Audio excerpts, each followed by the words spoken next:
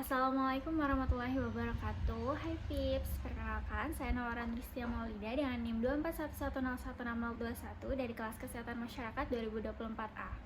Jadi di sini saya akan membahas studi kasus mengenai Rumah Sakit Umum Daerah Haji Makassar yang mengalami masalah dalam pengembangan organisasi, khususnya terkait kinerja perawat menggunakan konsep fungsi-fungsi manajemen, dan di akhir saya akan memberikan rekomendasi solusinya.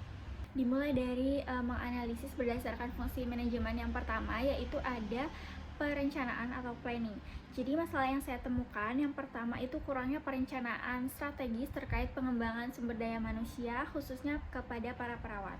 Kemudian ada juga ketidakadanya rencana pengembangan fasilitas yang memadai sehingga fasilitas rumah sakit tidak berkembang sesuai kebutuhan. Kemudian ada juga kurangnya perencanaan program motivasi dan pelatihan yang berkelanjutan. Analisis yang kedua pada pengorganisasian, ada masalah yang ditemukan. Pertama, kurangnya koordinasi antara manajemen, bagian SDM, dan perawat. Ini bisa diakibatkan dari komunikasi dan koordinasi yang buruk. Kemudian struktur organisasi yang tidak mendukung pengembangan sumber daya manusia, jadi tidak ada pelatihan dan pengembangan yang efektif. Kemudian kurangnya alokasi sumber daya untuk pelatihan dan fasilitas, jadi fasilitas yang ada itu tidak diperbaiki atau ditingkatkan. Analisis yang ketiga adalah pengarahan. Nah, jadi masalahnya di sini gaya kepemimpinan yang kurang mendukung motivasi perawat. Kurangnya komunikasi yang efektif antara pimpinan dan perawat ini tuh diakibatkan karena kurangnya rasa memiliki terhadap rumah sakit. Kemudian ada kurangnya pemberian apresiasi dan feedback yang membangun, jadi kinerja perawat itu menurun. Pada analisis yang keempat yaitu pengendalian, ditemukan masalah kurangnya sistem evaluasi kinerja perawat yang objektif, sehingga kinerja perawat itu tidak terpantau dengan baik. Selanjutnya, tidak adanya mekanisme feedback yang berkelanjutan. Jadi ketika ada masalah itu tidak terdeteksi dan tidak teratasi.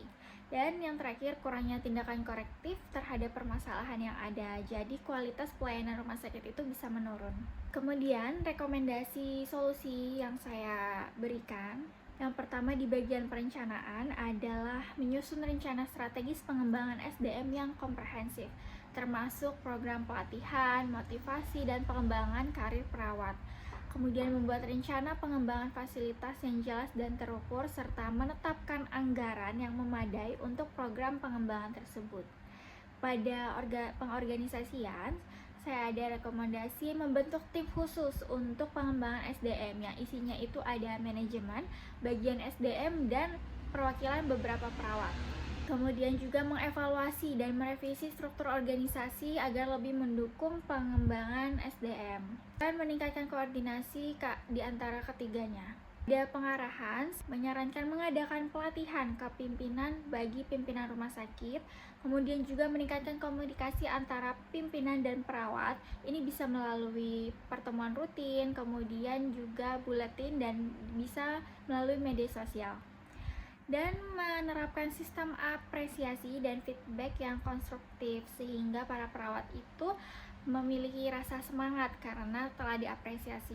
Selanjutnya, pada pengendalian bisa dengan membangun sistem evaluasi kinerja perawat, kemudian menerapkan mekanisme feedback yang berkelanjutan. Ini bisa melalui survei atau pertemuan atau bahkan kotak saran. Jika terjadi suatu permasalahan, bisa langsung melakukan tindakan yang korektif secara cepat dan tepat. Kemudian pada pengembangan fasilitas, saya menyarankan melakukan survei kebutuhan fasilitas yang dibutuhkan oleh perawat, dan kemudian mengadakanlah fasilitas yang dibutuhkan itu sesuai dengan anggaran yang ada. Kemudian untuk fasilitas yang telah ada itu ditingkatkan menjadi lebih baik. Dan yang terakhir, pengembangan program pelatihan, menganalisis terlebih dahulu kebutuhan pelatihan bagi para perawat, kemudian membuat program pelatihannya dan melakukan evaluasi terhadap program pelatihan yang telah dilaksanakan. Sekian analisis dan rekomendasi dari saya, kurang lebihnya mohon maaf. Terima kasih sudah menonton. Wassalamualaikum warahmatullahi wabarakatuh.